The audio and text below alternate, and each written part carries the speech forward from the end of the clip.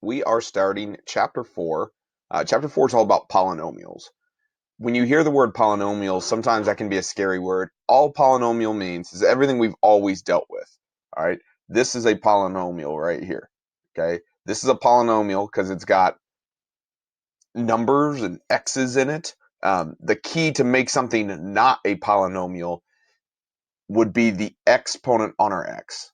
All right. Polynomials are going to have whole positive exponents. So numbers like 1 or 2 or 3 or 4 or 5 or even 0, right? The number 11, if I just said, hey, the number 11, technically that's a polynomial because it has a whole positive exponent. The exponent is just x to the 0 power.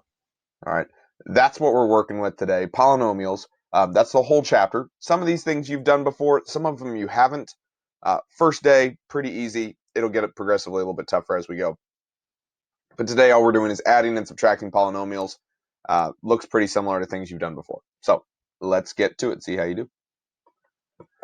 So number 1, we are adding and subtracting polynomials. Just like always, you are only combining things with like terms.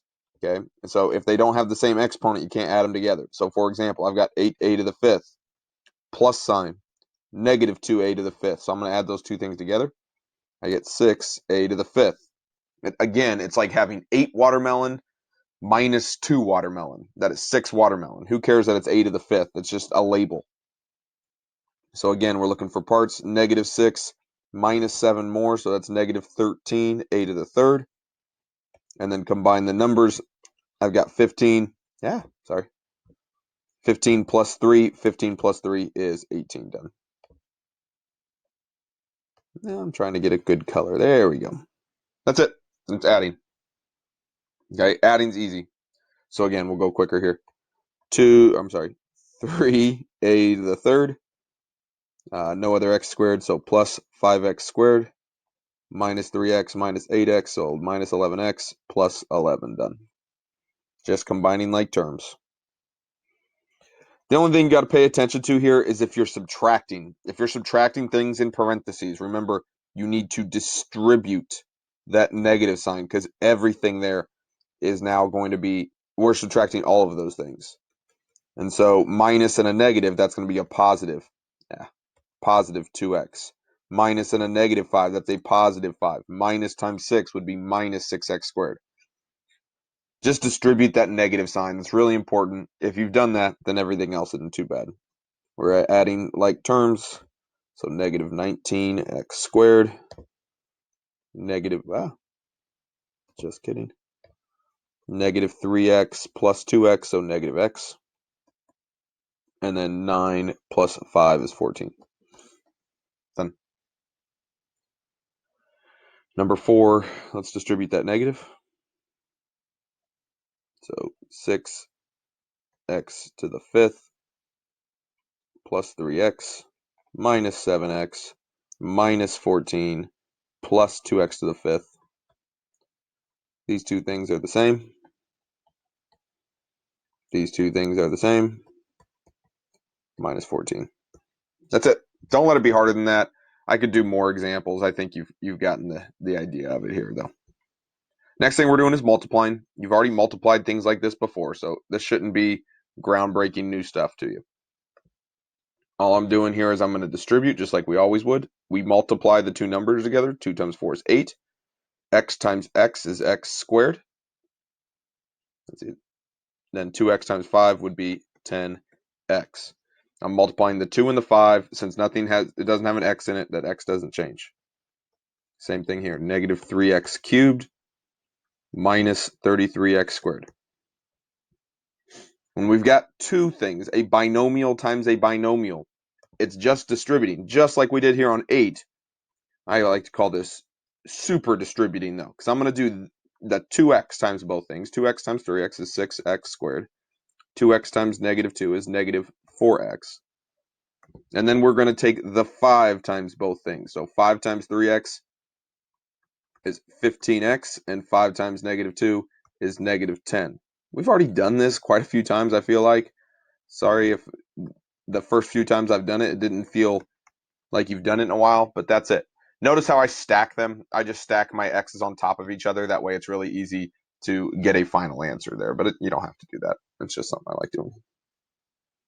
Let's try another one. 10x squared times x, that's 10x cubed. 10x squared times 1 is 10x squared. And we're taking the other one. Negative 4 times x. And negative 4 times 1. Done. No like terms, so I don't have anything else to do. Number 11, a little bit different, because it's a binomial times a trinomial. 2 parts times a 3-parter. Same thing you've always done. X times x squared is x cubed. X times negative 5x is negative 5x squared. X times 7 is 7x. Now we're doing the other one. So now we're going 2 times x squared. Well, that's 2x squared. Notice where I'm putting it, underneath the other column. 2 times negative 5x is negative 10x, right underneath the other x column. And then 2 plus 7, oh, that's 14. I'm going to put it out here. Again, you don't have to do it this way. I just like it. Minus 3x squared minus 3x plus 14. It's the same thing you would normally do. You just had one more step as you multiplied it out. I think that's the best way of doing it. Don't try to get more creative than that. That's the basics. All right, let's go to the back side. Let's try that one more time just to make sure we got it. So x times x squared. X times x is x squared. X times 3, 3x. So I took x times everything, then I'm going to take 3 times everything. Putting them underneath the thing with the same units. Or not units, but same term. Add those together. X cubed plus 4x squared plus 6x plus 9. Easy. X minus 10 squared. The number one mistake students make is they try to distribute a square. That is so bad. Don't do that. That's the number one mistake kids make. Instead, when you see x minus 10 squared, okay, know what 4 squared means. 4 squared means 4 times 4, right? X minus 10 squared means x minus 10 times x minus 10. And so you have to FOIL that. When you see x minus 10 squared, you got to FOIL it. It's a big mistake that students make, that they try not to FOIL that thing.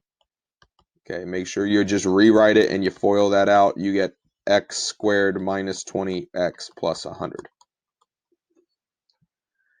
That's 13. All right, let's get to this 14, because 14 and 15, we'll kind of end on these. These are questions that they do quite a bit. So it says a rectangle. So imagine a rectangle. It has a width of 5x plus 2. So I'm going to call this the width, 5x plus 2. And a length of 3x minus 4. I'm assuming this is a normal rectangle. So if this is 3x minus 4, then this is 3x minus 4. And if that's 5x plus 2, then this side is 5x plus 2. Okay, so we set this thing up. Now they're going to ask me some questions about it. Find the perimeter of the rectangle. Well, how do you find the perimeter? If I just gave you a good old rectangle like this, that was 1, 1, 2, 2. How would you find the perimeter? Well, you would add up all the sides. Same thing here. Okay, I'm going to add up all the sides. So I'm going to cheat here a little. Well, let's just write it out. 5x plus 2, 5x plus 2, 3x minus 4, 3x minus 4. I'm putting all those together. I'm adding them up. So 2 plus 2 is 4. Minus 4 is 0. Minus 4 more is negative 4. And I'm going to add all these. 5 plus 5 is 10. 13, 16, x minus 4. That is the perimeter of the rectangle. It's in terms of x, but it's what we wanted to do there. That's all we had. And then 15, find the area of the rectangle. Well, how do you find area of something? Well, you go length times width. You would take those two things and multiply them. So same thing's going to apply here. Length times width. And we just kind of multiply. They see these questions a lot. Like if you go on Khan Academy link that I attached here, they have a whole section on this, just because it's a good way of you being able to practice your multiplying skills of polynomials. It's just something they throw at you. They're always pretty much the same. Just pay attention. Are you doing perimeter or are you doing area? Perimeter, add them. Area, multiply them. So my answer, 15x squared minus 14x minus 8. That's it. Okay.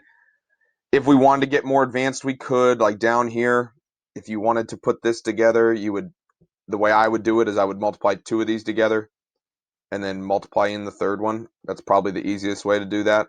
On this one, you would just have to super distribute a lot. You got this one times all three, and then this one times all three, and then this one times all three. Not a fun thing to do, but you can figure that out as well. That is adding and subtracting polynomials. Nothing too crazy there. The key, combine like terms. If you can do that, you can do them all.